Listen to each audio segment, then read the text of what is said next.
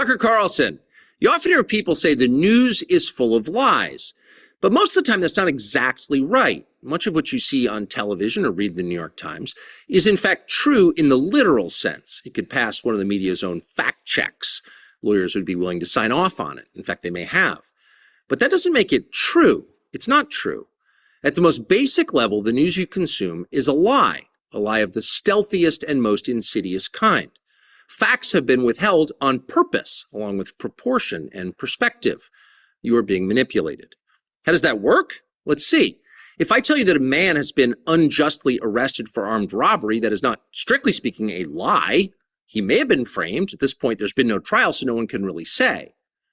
But if I don't mention the fact that the same man has been arrested for the same crime 6 times before, am I really informing you? No, I'm not. I'm misleading you. And that's what the news media are doing in every story that matters, every day of the week, every week of the year. What's it like to work in a system like that? After more than 30 years in the middle of it, we could tell you stories. The best you can hope for in the news business at this point is the freedom to tell the fullest truth that you can. But there are always limits. And you know that if you bump up against those limits often enough, you will be fired for it. That's not a guess, it's guaranteed. Every person who works in English language media understands that. The rule of what you can't say defines everything. It's filthy, really, and it's utterly corrupting. You can't have a free society if people aren't allowed to say what they think is true. Speech is the fundamental prerequisite for democracy. That's why it's enshrined in the first of our constitutional amendments. Amazingly, as of tonight, there aren't many platforms left that allow free speech. The last big one remaining in the world, the only one, is Twitter, where we are now. Twitter has long served as the place where our national conversation incubates and develops.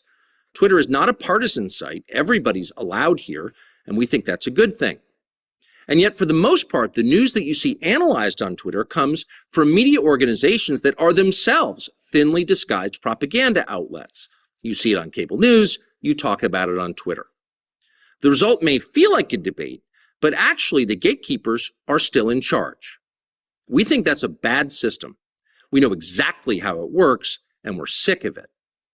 Starting soon, we'll be bringing a new version of the show we've been doing for the last 6.5 years to Twitter. We'll be bringing some other things too, which we'll tell you about.